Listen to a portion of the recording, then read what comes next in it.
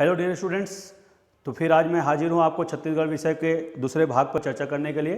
आज मैं छत्तीसगढ़ विषय के अंतर्गत आपको पंचायती राज के अंतर्गत क्लास आप सभी को चर्चा करने वाला हूँ।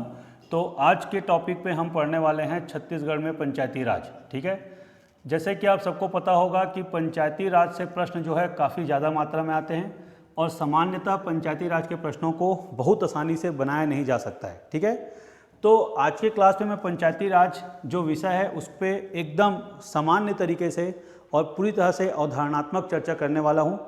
आज के इस क्लास पे बहुत ज़्यादा मैं तामझाम मतलब सिस्टमेटिक पढ़ाने के बजाय आपको शॉर्टकट तरीके से समझाने का प्रयास करूँगा, कंपेयर करके समझाने का प्रयास करूँगा, ताकि आपको छत्तीसगढ़ पंचायती राज के जो आए हुए प्रश्न हैं उसको बनाने में किसी भी तरह की कोई दिक्कत ना हो। ठीक है, बहुत ज़्यादा परेशान मत होइएगा कि इसे सिस्टमेटिक कैसे लिखें, ये क्या लिखें, वो क्या लिखें, क्योंकि हम यहाँ पे रिकॉर्डेड क्लास है। बहुत ज़्यादा इस पर हम जैसे ऑफलाइन क्लास में प्रॉपर नोट्स बनाते हैं, प्रॉपर समझाते चलते हैं, लिखते चलते हैं।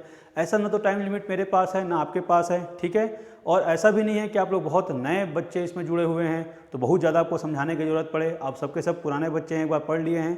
ठीक है, तो बस कुछ अवधारणाएं जहाँ पे आप भूल गए हो गए, कन्फ्यूजन हो गए, उसको क्लियर करने की कोशिश करेंगे। ठीक है, तो आप सबके सब इसको ध्यान दे करके सुनिएगा और जहाँ पे डाउट आएगा आप कमेंट्स करके मुझे डाउट क्लियर कर लीजिएगा।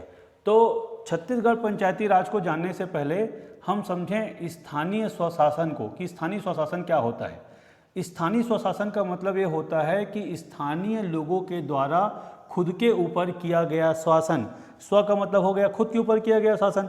पहले क्या होता था कि जब गांव की अवधारणा नहीं थी तो गांव पे शासन करने के लिए कोई अधिकारी आता था, तो उस अधिकारी को शासन का अधिकार न दे करके गांव के ही लोगों के द्वारा अपने मध्य में से चुने गए किसी व्यक्ति को शासन करने का अधिकार दिया जाता है, तो उसे हम लोग स्थानीय स्वशासन कहते हैं। ठीक है, तो अब सवाल ये उठता है कि भारत में स्थानीय स्वशासन की पृष्ठभूमि किस तरह से है। क्या भारत में ये ऐतिहासिक तौर पर इस तरह के स्वशासन की बात पहले थी या नहीं थी, या अचानक से इसको शामिल किया गया। तो बात को समझ लीजिए कि पृष्ठभूमि देखते हैं तो जब हम इतिहास में देखते हैं कि क्या इतिहास में इस तरह के स्वशासन की बात का प्रमाण मिलता है, तो हम पाते हैं कि तीनों कालखंडों में, तीनों कालखंड कहने का मतलब क्या हो गया, प्राचीन, मध्यकालीन, ठीक है, और आधुनिक में से प्राचीन और आधुनिक में, मध्यकालीन में भी मिलता है पर उस रूप में उनकी स्वायत्तता का या उनके स्वतंत्रता का प्रमाण हमको नहीं मिलता। प्राचीन काल में हमको वैदिक काल, ठीक है, चोल काल ये प्रमुख है, मौर्य काल, ठीक है, ये प्रमुख है जहाँ पे हमको इनके प्राचीन स्वायत्तता के प्रमाण मिलते हैं। खैर यहाँ से प्रश्न बनने वाले नहीं हैं, समझने के लिए भली चर्चा करें।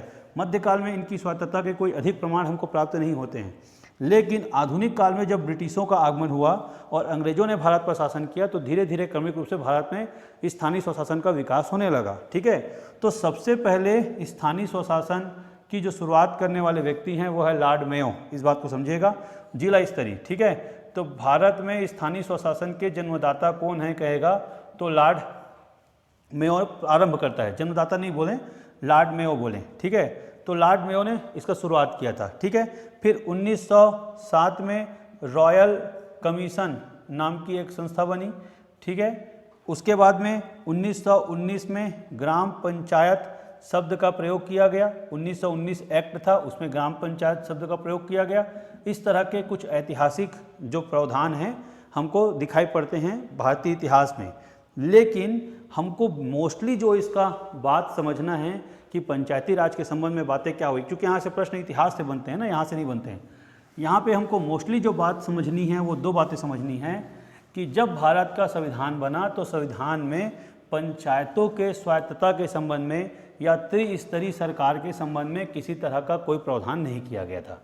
लेकिन आर्टिकल नंबर 243 में, ठीक है, भारतीय संविधान का भाग 9 और अनुच्छेद 243 में पंचायतों के परिभाषा का वर्णन था। समझ पा रहे हो ना, पंचायतों की परिभाषा का वर्णन था, बाकी और कुछ इसमें बात नहीं था। धीरे धीरे ग्राम पंचायतों की स्वायत्तता को लेकर के बात उठ रही थी, बहुत ज़्यादा स्वायत्तता थी नहीं, तो पंचायतों की स्वायत्तता को लेकर के भारत में कुछ समितियों का गठन किया गया और कुछ कार्यक्रम चलाए गए। इन समिति और कार्यक्रमों को चलना है, जिसका परिणाम हमको भारतीय संविधान में छत्तीसगढ़ पंचायती राज अधिनियम के रूप में दिखेगा। तो आप एक बात समझ लीजिए कि छत्तीसगढ़ पंचायती राज जो हम पढ़ रहे हैं ये एक कानून है 1993 का, ठीक है। ये संविधान नहीं है, मैं फिर से बोल रहा हूँ, छत्तीसगढ़ पंचायती राज अधिनियम एक कानून है, ये संविधान नहीं है। लेकिन छत्तीसगढ़ पंचायती राज अधिनियम जो कानून है उसको बनाने की शक्ति संविधान के अनुच्छेद 243 से प्राप्त हुई है, जिसकी शक्तियों का प्रयोग करते हुए उन्होंने इसको बनाया है। तो समझते हैं कि ये सफ़र कैसे आगे बढ़ता है। तो देखिएगा, सबसे पहले 1952 में भारत सरकार के द्वारा पंचायतों की स्वायत्तता को लेकर के एक कार्यक्रम चलाया गया, जिसको हम लोग कहते हैं सामुदायिक विकास कार्यक्रम, ठीक है।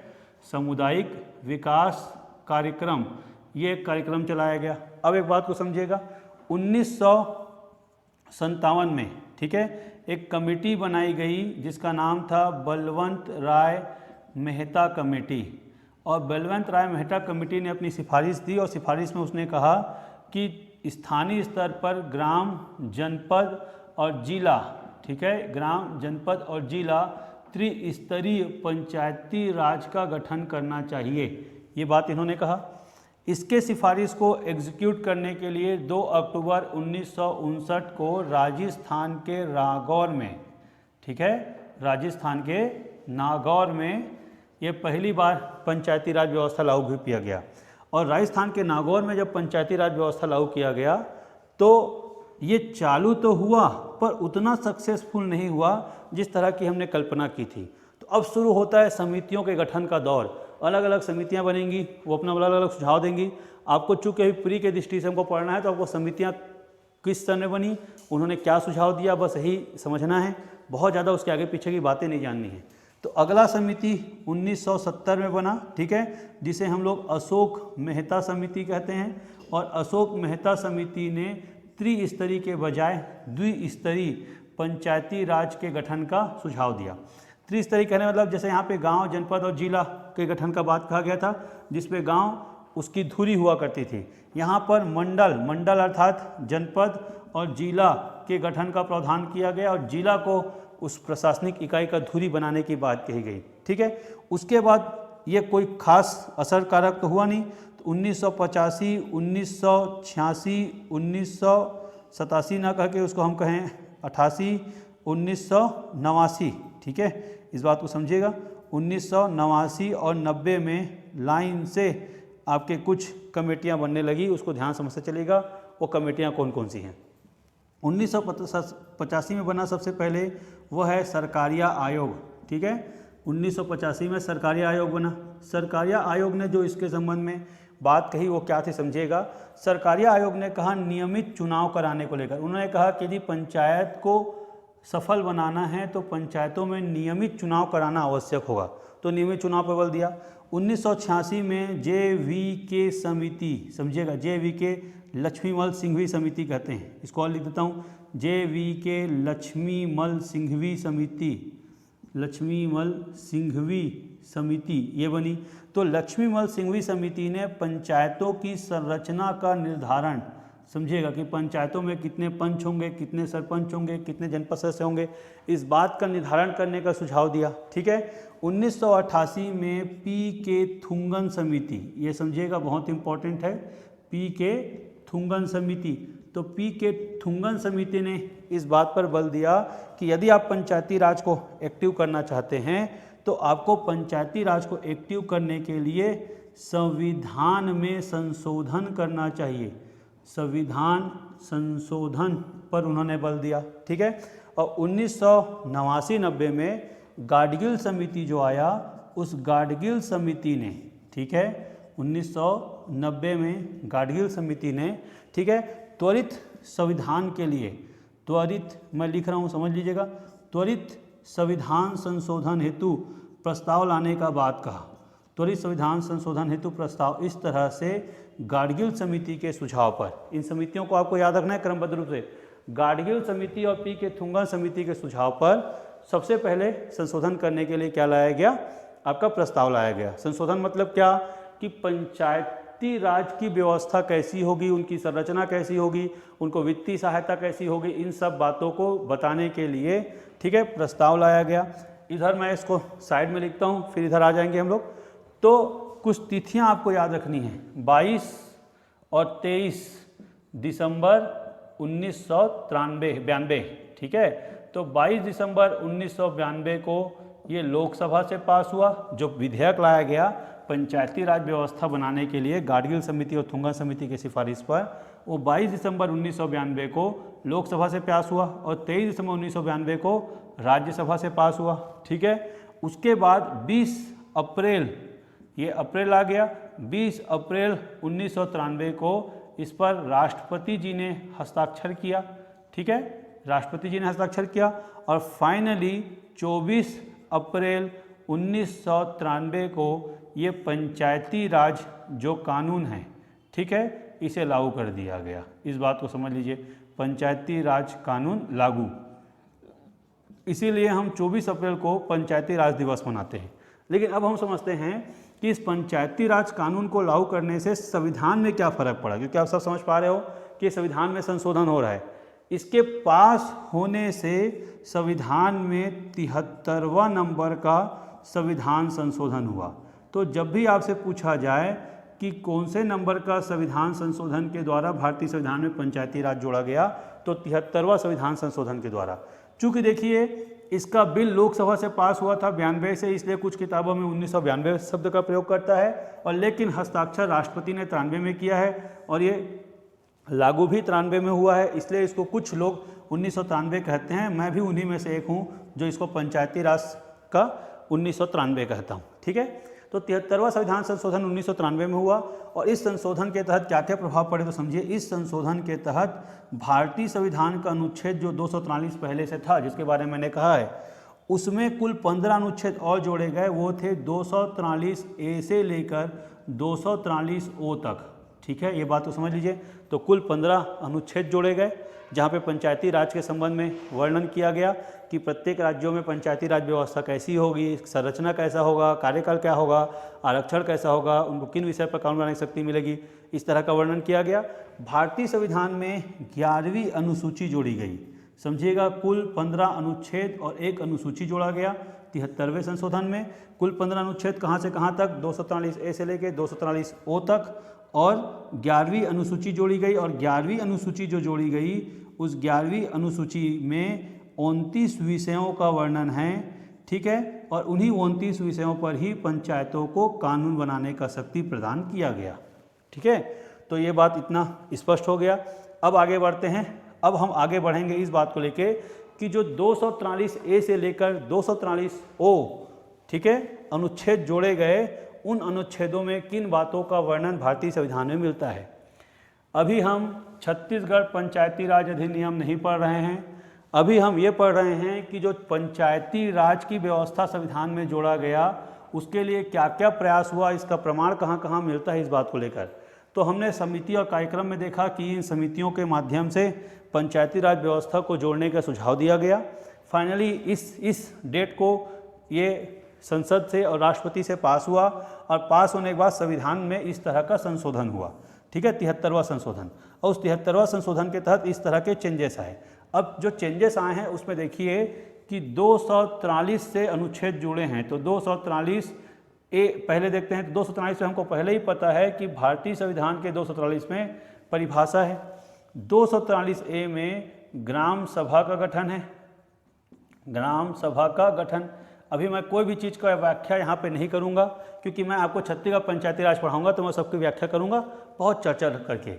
243 बी में पंचायतों का गठन है, इसको समझ लीजिएगा, पंचायतों का गठन। अभी मैं थोड़ा थोड़ा व्याख्या भली करूँगा। 243 सी में पंचायतों की संरचना है, पंचायतों की संरचना, ठीक। उसके बाद 243 डी में पंचायतों में आरक्षण है, ठीक है। उसके बाद 243 ई में पंचायतों का कार्यकाल, समझिएगा। फिर 243 एफ में है पंचायत के सदस्यों की निर्भरताएं, मतलब कौन व्यक्ति पंचायत का सदस्य होगा, कौन व्यक्ति पंचायत का सदस्य नहीं होगा, इसका वर्णन है। फिर आता है आपका 243 जी। तो 243 जी में शक्तियां हैं कानून बनाने की, इस बात को समझ लीजिए, शक्तियां हैं। तो शक्तियां कानून बनाने किस पे हैं, 29 विषय पे है। उसके अलावा 243 जी के बाद आएगा एच, तो कर लगाने की शक्ति, इसका वर्णन है, ठीक है। कर लगाने की शक्ति। उसके बाद आएंगे 243 IGHI, आई में है वित्त आयोग का गठन, इसको समझिएगा, वित्त आयोग का गठन ये किस में है, आई में। फिर आता है 243 जे, तो जे में है आपका समपरीक्षा, समपरीक्षा को हम लोग इंग्लिश में कहते हैं ऑडिट, ठीक। तो ग्राम पंचायतों का ऑडिट कौन करेगा, संपरीक्षा कौन करेगा, इसका वर्णन है, लेखाओं का संपरीक्षा या ऑडिट, ठीक है। 243 GHIJK, ठीक है, के में है आपका निर्वाचन आयोग, तो सबको पता होगा अभी करेंट में, ठीक है, हमारे छत्तीसगढ़ के निर्वाचन आयोग के कमिश्नर कौन है, ठाकुर राम सिंह जी, ठीक है, जबकि निर्वाचन पदाधिकारी या सचिव कौन है, रीना बाबा साहब कंगाले, ठीक है। 243 के, उसके बाद क्या गया JKL, एल में ये है कि पंचायती राज का लागू ना होना, लागू होना, इस बात को समझ लीजिए, पंचायती राज का लागू होना। उसके बाद है 243 JKLM,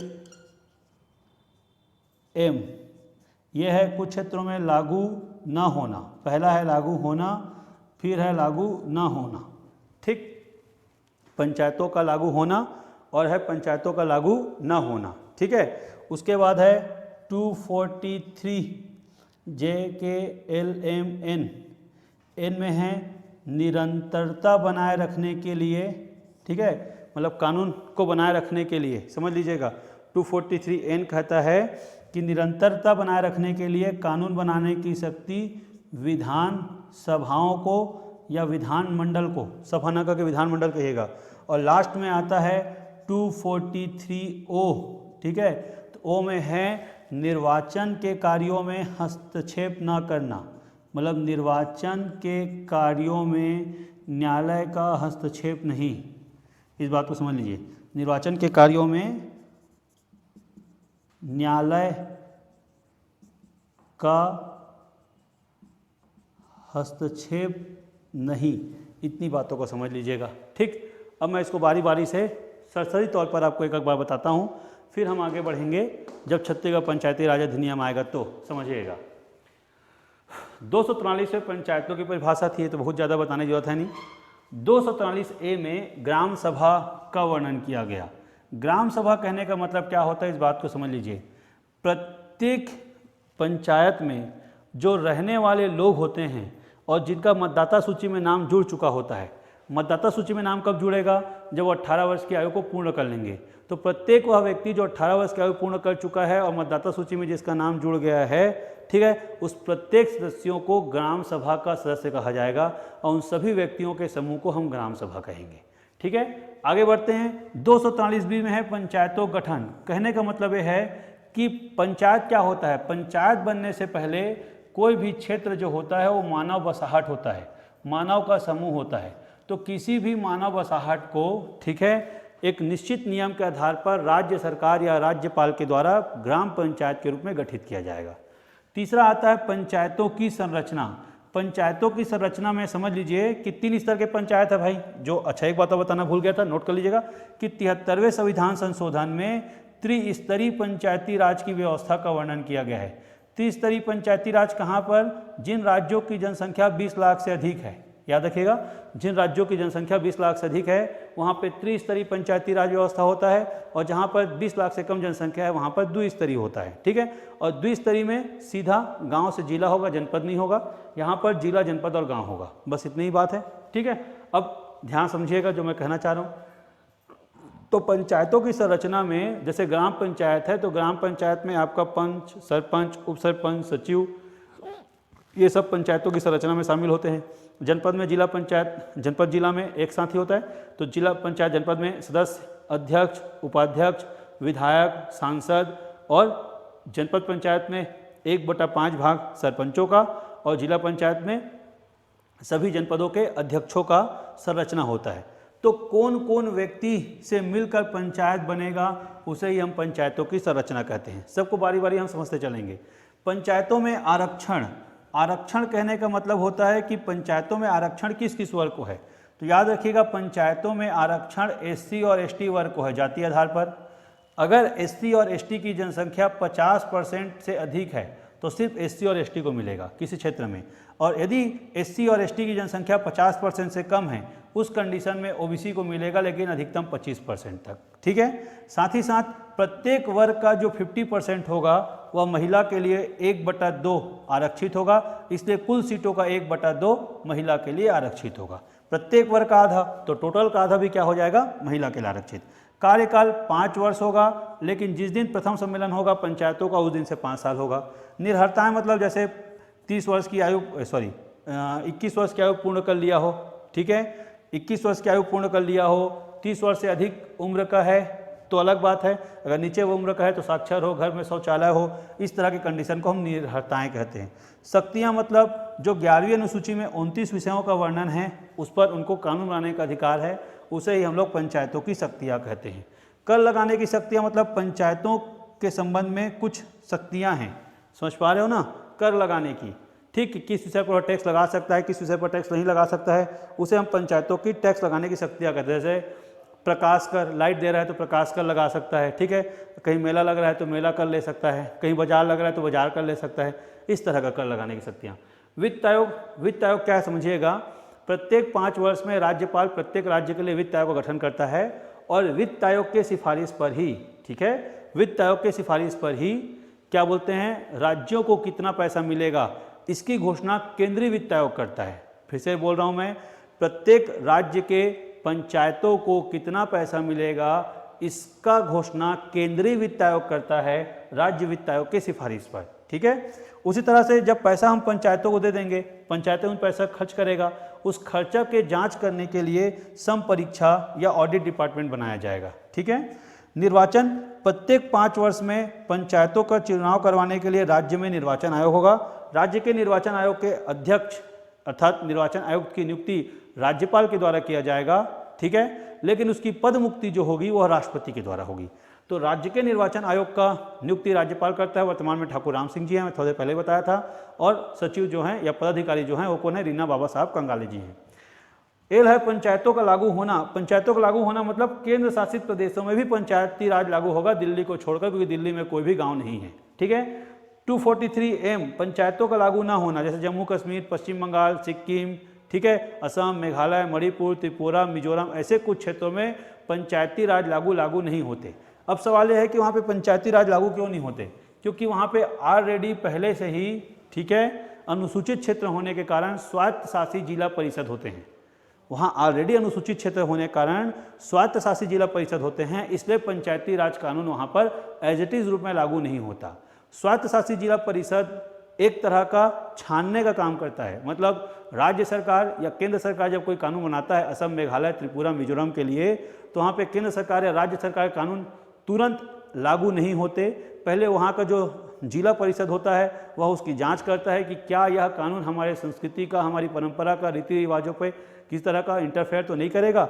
यदि नहीं करेगा तो लागू होता है, यदि उसको लगता है कि इंटरफेयर करेगा तो जिला परिषद उसको कानून को लागू होने से रोक सकता है। तो चूंकि असम, मेघालय, त्रिपुरा, मिजोरम, पश्चिम बंगाल का दार्जिलिंग वाला क्षेत्र, सिक्किम का कुछ क्षेत्र, जम्मू कश्मीर का क्षेत्र, इन क्षेत्रों में ऑलरेडी पहले से ऐसी स्वायत्त शासी जिला परिषद बनी हुई हैं, इसलिए वहाँ पे पंचायती राज का जो कानून है वह लागू नहीं होता है। एन कहता है निरंतरता बनाए रखने का काम विधानसभा का, यह सबसे महत्वपूर्ण काम है। यहीं से अब आपको हम छत्तीसगढ़ पंचायती राज पे लिंक करेंगे। कहने का मतलब ये है कि 243N, ठीक है, ये कहता है कि ये जो संविधान में प्रावधान लिखे गए हैं 243 से लेकर के 243M तक, इन प्रावधानों का पालन कराने के लिए प्रत्येक राज्य के विधानमंडल को अपने लिए पंचायती राज संबंधी कानून बनाने का अधिकार होगा। ठीक है। और इसी 243N में दी गई शक्तियों का प्रयोग करते हुए प्रत्येक राज्यों ने अपने अपने राज्यों के लिए पंचायती राज कानून अधिनियम बनाया है। चूंकि जब यह कानून लागू हुआ उस समय छत्तीसगढ़ अलग से राज्य नहीं था, छत्तीसगढ़ मध्य प्रदेश में शामिल था, इसलिए संयुक्त रूप से क्यों कह रहा हूँ मैं, छत्तीसगढ़ प्लस मध्य प्रदेश दोनों राज्यों ने अपना उस समय का जो नाम था मध्य प्रदेश था, इसलिए मध्य प्रदेश पंचायती राज अधिनियम 1993 का निर्माण किया, क्योंकि उसमें स्पष्ट लिखा था कि प्रत्येक राज्यों को इस कानून के लागू होने की तिथि से 1 साल के भीतर, ठीक है, तो 24 अप्रैल 1993 को लागू हुआ था, तो 24 अप्रैल 1994 के पहले प्रत्येक राज्यों को बनाना था। तो 1 साल के भीतर कानून बनाने वाला पहला राज्य मध्य प्रदेश था, जिसमें छत्तीसगढ़ भी सहभागी था। समझ पा रहे हो? तो इस बात को मैं स्पष्ट करूंगा, ठीक। लेकिन उसके बाद पहले समझ लीजिए 243O निर्वाचन के कार्यों में न्यायालय का हस्तक्षेप। निर्वाचन का कार्यों के मामले मतलब जैसे मान लीजिए ग्राम पंचायत का, जनपद पंचायत का या जिला पंचायत का कोई चुनाव होता है और उस चुनाव में किसी तरह का कोई विवाद आता है, तो उस विवादों का निपटारा करने के लिए न्यायालय अपना हस्तक्षेप नहीं कर सकता। ग्राम पंचायत के विवादों का निपटारा करेगा कौन? SDM। जनपद पंचायत के विवादों का निपटारा करेगा कौन? कलेक्टर। और जिला पंचायत के चुनाव के विवाद का निपटारा करेगा संचालक पंचायत, ठीक है, डायरेक्टर ऑफ पंचायत डिपार्टमेंट। ये क्या करेगा? उसका निवारण करेगा। तो ये हो गया हमारा 243O, ठीक। उम्मीद करता हूँ कि थोड़ा फास्ट पढ़ाया हूँ, पर फिर भी ये बात समझ में आ गया होगा, क्योंकि यहाँ से बहुत ज़्यादा प्रश्न आपको बनना नहीं है, ये पृष्ठभूमि है, ठीक है। अब हम छत्तीसगढ़ पंचायती राज अधिनियम में जब एंटर करेंगे तो आपको ये बात अच्छे से समझ में आएगा, ठीक है। चलिए, तो इसको मैं मिटा रहा हूँ और मिटा करके मैं फिर से आगे बढ़ता हूँ, समझिएगा।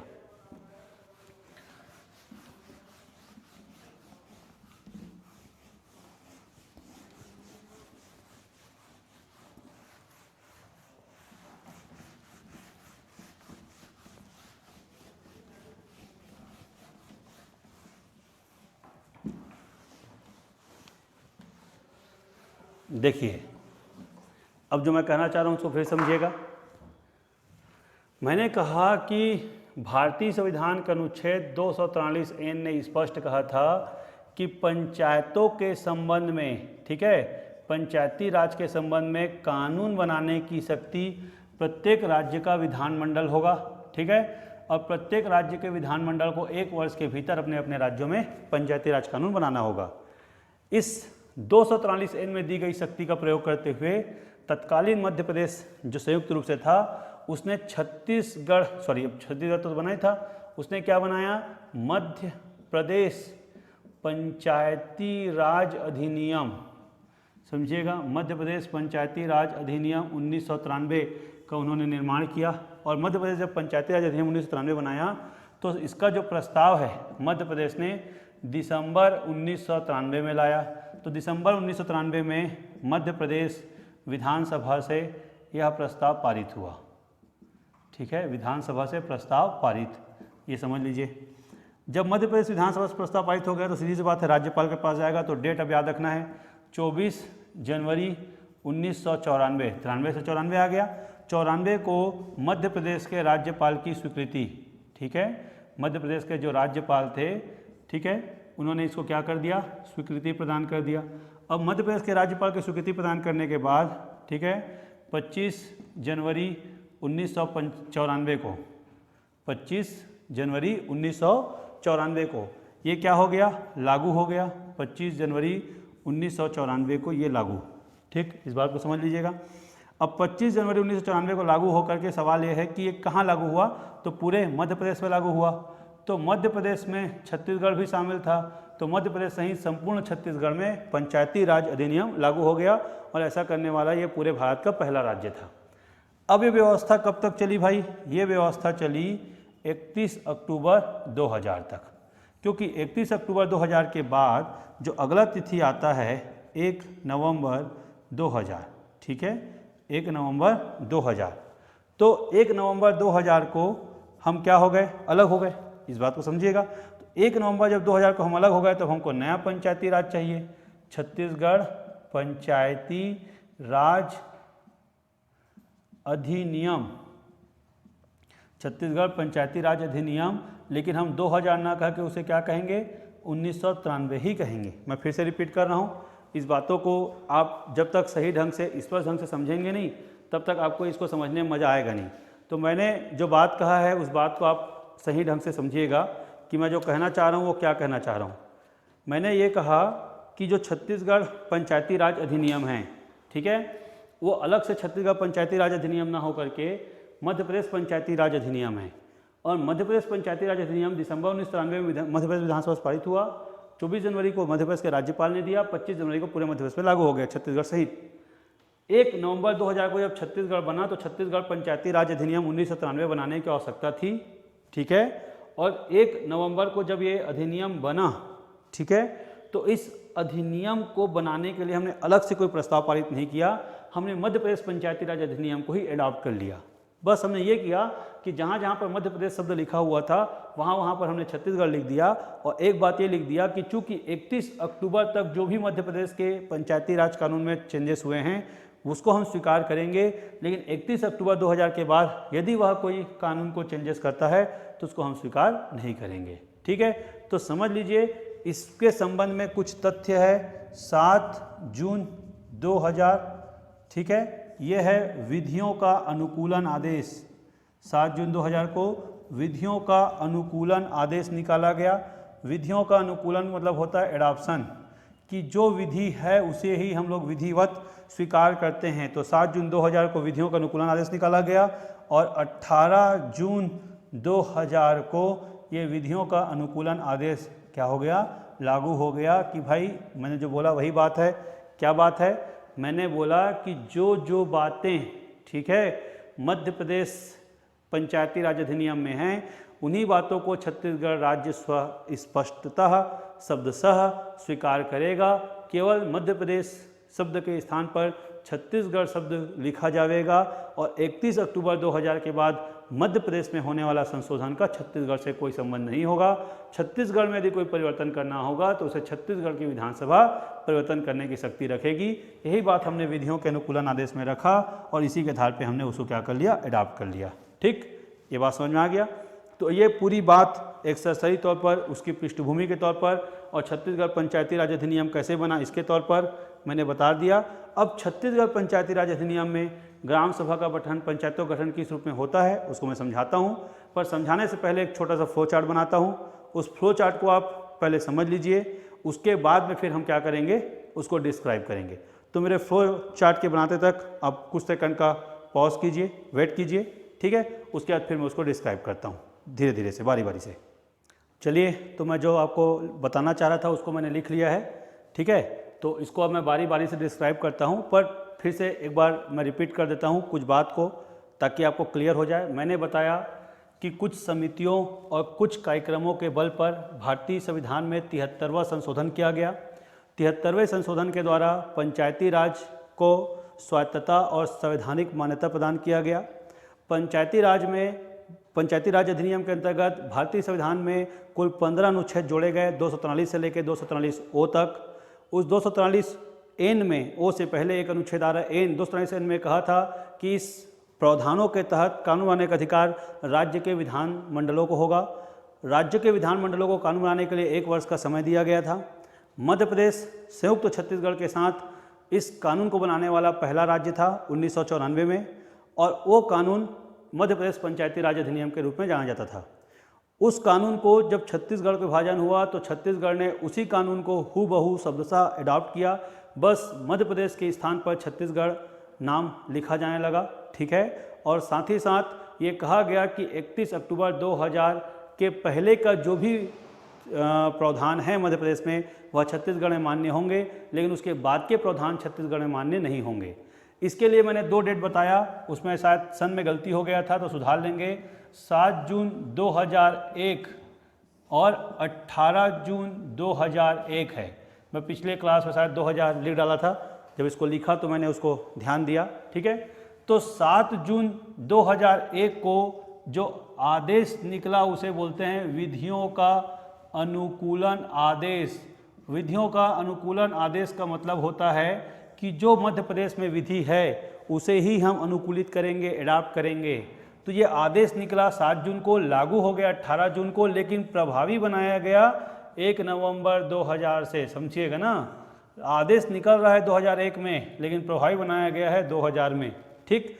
तो मध्य प्रदेश का जो पंचायती राज कानून है उसको शब्दशः हम अडॉप्ट करेंगे। इस उद्देश्य के साथ विधियों का अनुकूलन आदेश 7 जून को निकला, 18 जून को हमने उसको लागू कर दिया, और 1 नवंबर से हमारा मध्य प्रदेश का जो पंचायती राज अधिनियम था वह छत्तीसगढ़ पंचायती राज अधिनियम के रूप में जाने लगा और छत्तीसगढ़ में लागू हो गया। लेकिन जो छत्तीसगढ़ पंचायती राज अधिनियम है उसको कुल 15 अध्याय में बांटा गया, और 15 अध्याय के अंतर्गत कुल 132 धाराएं हैं, जिसमें छत्तीसगढ़ पंचायती राज का वर्णन है, जिसको मैंने आपको फ्लो चार्ट में लिखा है कि अध्याय कुल 15 हैं, देख लीजिए, ठीक है, ऊपर से लेकर नीचे तक। नीचे उतने इंपॉर्टेंट हैं नहीं, इसलिए मैंने इसको शॉर्ट में लिखे हैं, पर ये जो ऊपर में लिखे हैं वो बहुत महत्वपूर्ण हैं। आप धारा देखिए, धारा 1 से शुरू हुआ है, धारा 132 तक गया है, ठीक है, और 4 अनुसूचियां हैं, याद रखिएगा 4 अनुसूची। यदि पूछा जाए कि छत्तीसगढ़ पंचायती राज में कितने अध्याय, तो 15 अध्याय, कितने धाराएं, तो 132 धाराएं, कितने अनुसूची, तो 4 अनुसूची, तो 15 अध्याय, 132 धाराएं और 4 अनुसूचियां छत्तीसगढ़ पंचायती राज अधिनियम में हैं। अब मैं बारी बारी से इन पूरे 15 अध्यायों को व्याख्या करते चलता हूँ।